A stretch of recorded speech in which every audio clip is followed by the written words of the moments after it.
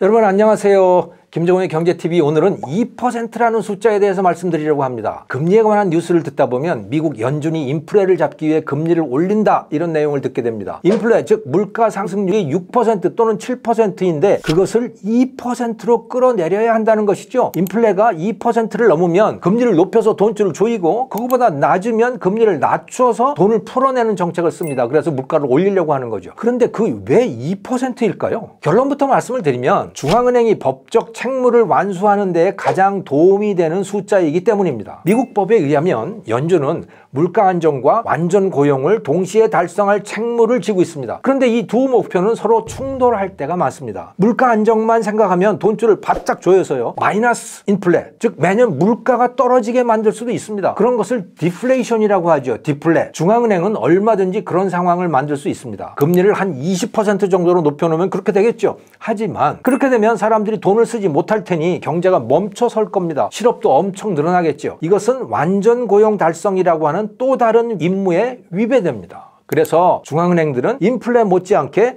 디플레 상황도 싫어합니다. 디플레를 막으면서 심한 인플레도 아닌 상태가 무엇일까? 그 답을 2%의 인플레, 2%의 물가 상승률로 정한 것이죠. 그 정도 되면 소비자도 크게 부담을 느끼지 않으면서 고용도 높은 수준을 유지할 수 있다라고 하는 것이 실제 경험으로도 입증이 되었고요. 연구 결과들도 그렇습니다. 자, 이 2% 타겟팅 정책은 또 다른 이점이 있습니다. 투명성과 그에 따른 예측 가능성이죠. 소비자 물가 상승률과 실업률 통계 이거 여러분들 다 보실 수 있잖아요. 이것만 보면 누구라도 연준이 어떻게 할지를 대체로 짐작할 수 있습니다. 물가 상승률이 2%보다 높은데 실업률이 매우 낮으면 연준은 기준금리를 올리려고 할 거예요. 누구나 이런 예상을 할 수 있잖아요. 일반 대중의 이 같은 예상 자체가 인플레를 2%에서 크게 벗어나지 못하게 하는 힘으로 작용하고 있는 것입니다. 이런 제도를 인플레이션 타겟팅이라고 부르는데요. 1990년 뉴질랜드 중앙은행이 처음 시작을 했습니다. 그 이전까지는 사실 중앙은행의 금리 조절에 뚜렷하고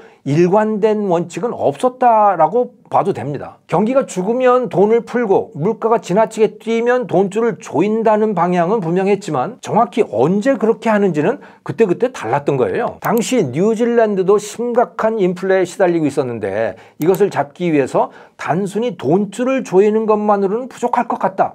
그래서 온 나라에다가 국민들에게 인플레 목표치를 아예 선언을 해버리자. 그러면 이 국민들, 소비자들의 행동이 바뀌어서 목표치에 쉽게 도달할 수 있지 않겠는가. 이런 아이디어가 나왔고 그렇게 실제로 했죠. 인플레를 0에서 2% 이내로 잡겠다 선언을 했는데 그 당시 인플레가 8%였거든요. 그 인플레율이 1992년에 2% 밑으로 실제로 떨어졌어요. 그 후로 뭐 0%에서 2% 이런 밴드를 주기도 했다가 또는 1%에서 3%로 밴드를 바꿨다가 이렇게 약간 변동이 있긴 했습니다만은 기본 발상은 그 뒤로도 계속 바뀌지 않고 계속됐습니다. 이런 방식이 성공을 거두게 되니까 다른 나라들도 따라하게 된 것이죠. 미국은 1996년부터 암묵적으로 2% 인플레이션 타겟팅 정책을 택해오다가 2012년 그 당시 연준 의장이었던 벤 버냉키가 공식적으로 우리는 2%를 추구한다라고 선언을 하게 됩니다. 현재 연준 의장인 제롬 파월도 공식적으로 2% 타겟팅을 추구하고 있습니다. 우리나라는 IMF 위기 중이던 1998년에 물가 안정 목표제라고 하는 이름으로 이 정책을 도입을 했습니다. 다만 그 목표치는 2에서 4% 밴드일 때도 있었고요. 2.5에서 4.5%가 되기도 했습니다. 그런데 2016년부터는 우리나라도